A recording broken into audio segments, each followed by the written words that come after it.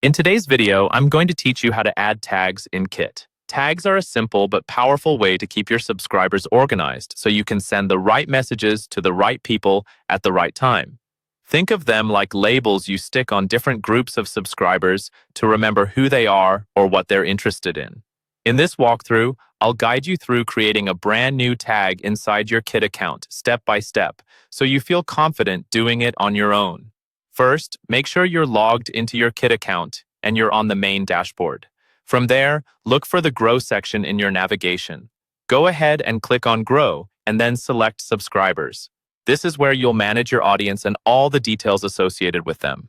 Once you're on the subscribers page, shift your attention to the right-hand sidebar. This area usually contains additional tools and filters that help you narrow down or categorize your subscribers. Scroll down that sidebar until you find the section labeled Tags.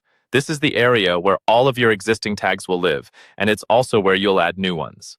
Inside the tag section, you'll see an option that says Create a Tag, often with a plus sign in front of it. Click on that. When you do, Kit will open a small form or pop-up where you can define your new tag. Now it's time to name your tag.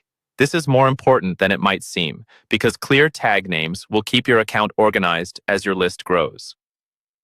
Type in a name that describes exactly what the tag is for.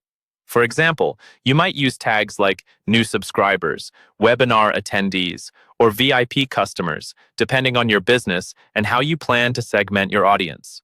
Try to keep your naming consistent so you don't end up with multiple tags that mean the same thing. Once you've entered the name and you're happy with it, click Save.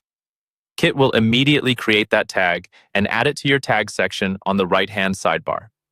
From here, you'll be able to apply this tag to individual subscribers or use it as part of your automation and segmentation later on. And that's all there is to it. You've successfully created a new tag in Kit, laying the groundwork for smarter, more targeted communication with your audience.